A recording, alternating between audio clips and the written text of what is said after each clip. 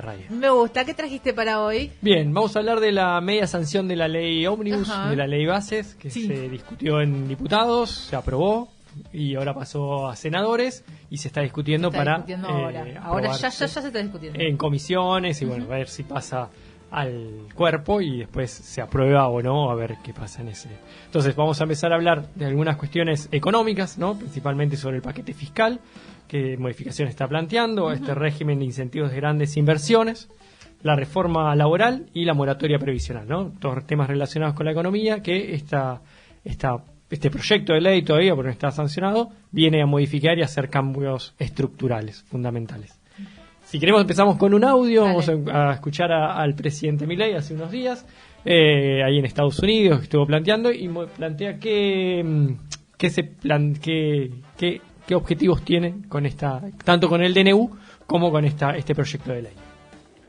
Por eso hemos sancionado una orden ejecutiva donde derogamos más de 350 leyes.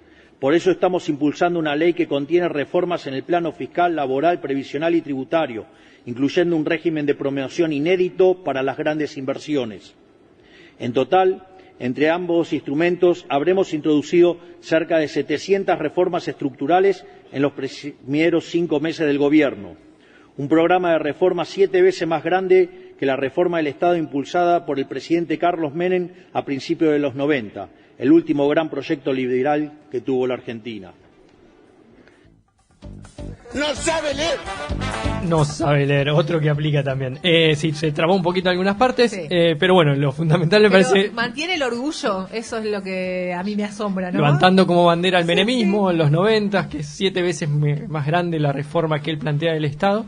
Y lo grave, ¿no? Él lo ve con orgullo y por lo menos yo lo veo como una preocupación, ¿no? De que sufrimos la reforma neoliberal de los 90 hasta mucho tiempo y lo seguimos sufriendo, y él plantea sobre esa reforma que no fue desactivada unas nuevas reformas más retrógradas, ¿no? Y con una carga sobre los sectores populares y beneficios para el poder económico, ¿no? Que gran parte de la letra fue escrita por y para este sector económico, ¿no? Entonces, empezar a discutirlo un poco, con preocupación fundamentalmente. Todavía no está aprobado, se tiene que seguir tratando, pero son cambios estructurales, como él planteaba, ¿no? En el sector de tarifas, reforma laboral, previsional, ¿no? Y bueno, incentivos a las grandes empresas. Empecemos rápido con el tema del paquete fiscal, ¿no? Sí. ¿Qué modificaciones plantea? De esto, de hacer una carga, aliviar la carga impositiva sobre los sectores con mayor capacidad contributiva, y elevarla en la clase trabajadora, en las relaciones de dependencia y monotributistas, ¿no? ¿Por qué decimos eso? Primero, porque hay un blanqueo de capitales, ¿no? Sin explicar el origen de los fondos, ¿no? Abriendo la puerta al lavado, a operaciones poco claras, ¿no? Pero el ingreso de capitales que pretende que exista, es el objetivo. Después hay cambios en el impuesto de bienes personales, ¿no? Para incentivar el blanqueo, ¿no? Bajar la alícuota, que hoy actualmente es de 2,25 de los bienes personales, bajarlo a 0,25. Y plantea de no eliminarlo, lo dijo Caputo hace unos días, porque eso le abriría a las provincias las puertas de poder hacer el impuesto provincial. Si existe el impuesto nacional, no podría imponerse en otros niveles. Entonces, por eso no lo eliminan, no porque no quieren llevarlo a cero. El objetivo es llevarlo a cero, pero lo reducen a la mínima expresión para no abrir la posibilidad de que las provincias tengan esta posibilidad, ¿no?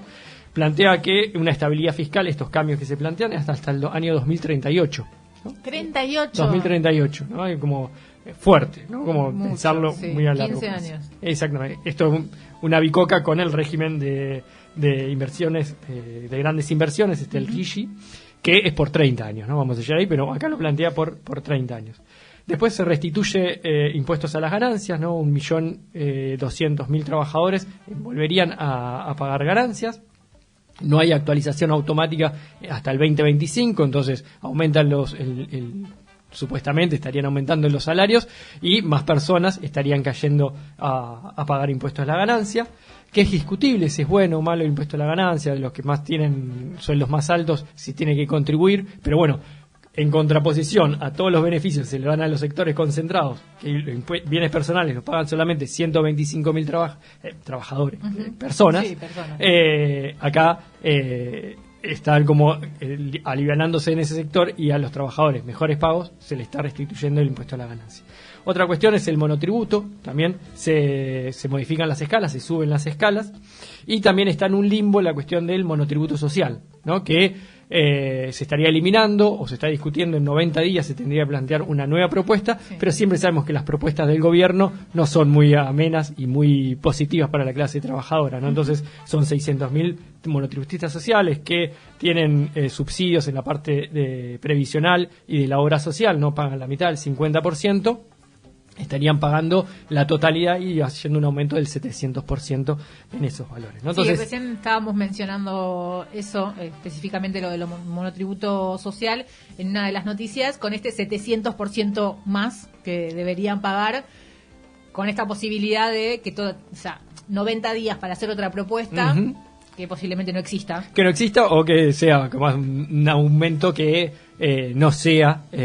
Lo que el régimen anterior, no claro. Sería más retrógrada todavía de lo que existe hoy en día. Entonces es seguir perdiendo esos derechos o esos beneficios que tenían este sector, que son de los trabajadores más precarios, ¿no? Muchas veces que se acogen a este beneficio. La economía social, exactamente. La economía popular. Bien.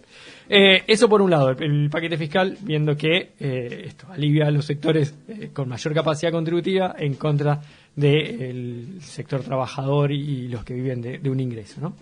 Después, lo que más preocupación lleva y que no se modificó del proyecto original que se vetó en febrero, esto sigue siendo igual, es este régimen de incentivos a las grandes inversiones. Eso, de la primera propuesta a lo que se aprobó hoy, no se cambió una coma. Eso también vemos el poder económico, cómo influye sobre esta, lo pone como prioridad, ¿no? Y vamos a ver qué pasa en el Senado, ¿no? Esto es para proyectos de inversión de mayor de $200 millones, que es para nuevos proyectos o ampliaciones de ya lo existentes, ¿no? ¿A qué sectores con ese monto está apuntando? Es hidrocarburos, minería, agroindustria, forestal, tecnológico, ¿no? Que tienen que hacer esa inversión. No va a ser una fábrica textil que invierta eso, claro, que tiene mano de obra intensiva, ¿no? Que contrata muchos trabajadores, sino sectores que la capacidad de generar trabajo es reducida, y vamos a ver algunos datos también en ese sentido. Hay excesivos beneficios que se le entregan a estas empresas. Por ejemplo, impuesta a la ganancia del 35 se les reduce a un 25. Tampoco pagan impuestos a las importaciones, a las exportaciones tampoco pagan derechos si llegan a exportar. A partir del tercer año tienen libre disponibilidad de los dólares por las exportaciones que por lo que exportan, ¿no? Y se le garantiza una estabilidad tributaria, administrativa, cambiaria por 30 días. 30 días, 30 años. Ojalá que sea 30 días. O sea, toda una generación. Claro, exactamente. Años. Durante 30 años se le garantiza que no se va a modificar todos estos beneficios que se le entregan, que son excepcionales. Es con una pyme. Qué fácil que es ser rico, ¿no? Totalmente. Y tener la capacidad de lobby para poder influir en los diputados y senadores que planteen esta... Bueno, son quienes escriben este tipo de modificaciones parlamentarias, ¿no? Totalmente. Sí, fue hecha a mano, ¿no? A pedido, al traje a medida de estas grandes empresas. ¿Y qué pasa si hay una controversia con el Estado, ¿no? ¿Qué pasa si se sienten ofendidos o algún derecho o se... Sí, se sienten ofendidos. Claro, porque hay una coma... Claro, ¿qué pasó en los 90 cuando se cae la convertibilidad? Porque era insostenible. Muchas empresas que eran concesionarias o que tenían las privatizaciones, como el tipo de cambio era insostenible, se devalúa, se pasa de 1.1 a 3.1, 1.40, bueno, todo ese proceso de evaluación, se sienten perjudicadas estas empresas y van al CIADI, que es el mismo organismo de controversias para solucionar estos conflictos internacional que año a año, fallo tras fallo, falla en contra del Estado y a favor de las empresas, ¿no? Entonces se vuelve a delegar soberanía y en vez de tratarlo en juzgados locales, con sede en Washington tiene el CIADI, que es un organismo internacional, y siempre se pierde. El Estado pierde en toda la... A ver, ¿por cuánto perdés? No es que vas a decir, bueno, vamos a ganar un empate. ¿Cuánto tengo que pagar? Exactamente. Ya pasó en los 90 y acá, en vez de decir, bueno, no se damos tantos beneficios, sino decir, bueno, vos ponés el árbitro también, ¿no? A estas grandes empresas. Y que son sectores que tienen ventajas ya comparativas, no son recursos naturales, son cuestiones que darle más beneficios a incentivar la actividad extractiva, expoliativa, ¿no? Reprimarizadora, con la matriz nada, totalmente, en vez de generar una matriz productiva más equilibrada, generamos más beneficios a los que ya tienen beneficios, ¿no? Por el petróleo, las tierras fértiles que tenemos, el litio, no son por esos sectores vienen, no vienen a generar puestos de trabajo, no vienen a generar valor agregado, no vienen a transferir tecnologías locales. Claro, no hay como decías vos recién, una fábrica textil o no sé, algún tipo de producción. Exactamente, es extraer el litio y llevárselo, es en vez de industrializarlo localmente, no se plantea en ningún momento eso que haya valor agregado local, no existe dentro de la letra de esta ley. Se vuelve a la primarización, total, materia prima y punto. Exactamente. Y ahí teníamos un dato de que el agro, la minería, el petróleo y el gas generan 400.000 puestos de trabajo en la Argentina, que solamente es el 6% de todo el trabajo que existe en el país. Entonces, no es que van a generar mayor puesto de trabajo, ni tiene esa intención, ¿no? Lo mismo con las privatizaciones, ¿no? También lo plantea con volver a privatizar sectores que ya fueron privatizados, y lo hablamos en otras columnas, que fueron fallidas, y el Estado tuvo que volver a hacerse cargo, recomponer la tasa, la actividad, hacerla atractiva para el sector privado, y ahora volver a querer clavar los colmillos sobre esos mismos sectores para fomentar solamente la ganancia, que se destruya el sector y volver a hacer este círculo vicioso, ¿no?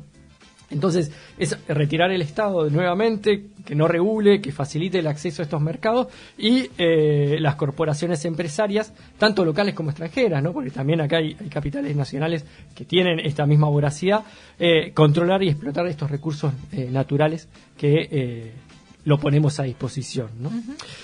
Otra cuestión importante es la reforma laboral también, ¿no? Se vuelve un sistema que debe ser progresivo, defiende los derechos laborales totalmente por el otro sentido, es un sentido muy laxo, muy fácil se eliminan las multas, ¿no?